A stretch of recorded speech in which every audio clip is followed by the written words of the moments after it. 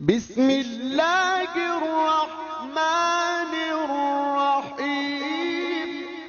گناہ کی شامت سے بلا اور ذکر کی رحمت سے شفا نازل ہوتی ہے۔ جہاد میں مجاہد کو اپنا گھر یاد نہیں آتا اور موت سے ڈر نہیں آتا، یا جہاد میں مجاہد دو چیزوں سے لاپرواہ ہوتا ہے، گھر سے اور ڈر سے۔ جو بات دل سے نکلا کرتی ہے دل میں اترا کرتی ہے، یا دل سے نکلی ہوئی بات ہی دل میں اترا کرتی ہے۔ آدمیت کا احترام آدمیت کی تعظیم ہے۔ تعظیم جب شرعی حدود سے تجاوز کر جاتی ہے توہین بن جاتی ہے۔ دین بے دین سے نہیں، بے دین کی تعظیم کرنے سے بیزار ہوتا ہے۔ دین کو بے دین سے اتنا نقصان نہیں پہنچتا جتنا کہ بے دین کی تعظیم کرنے والے دیندار سے پہنچا کرتا ہے۔ سجدہ اللہ ہی کے لیے ہے، کسی بھی دوسرے کو ہرگز جائز نہیں۔ اگر بندے کا بندے کو سجدہ کرنا جائز ہوتا تو حسین علیہ السلام علی المرتضیٰ کرم اللہ وجہہ کو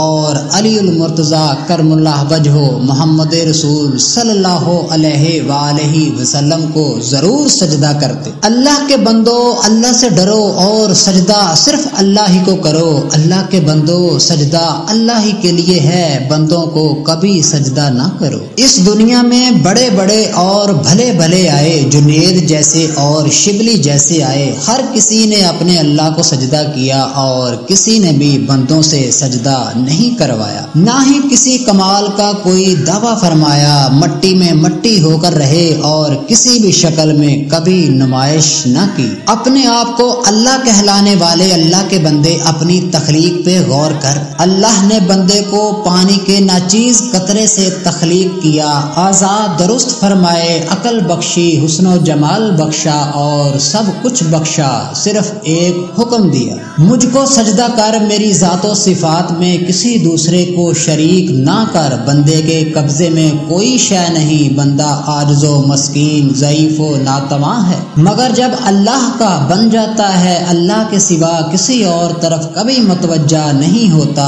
اور نہ ہی کبھی کچھ بنتا ہے۔ بندے کا بندے کو سجدہ کرنا ہرگز روا نہیں، سجدہ صرف اللہ ہی کے لیے ہے۔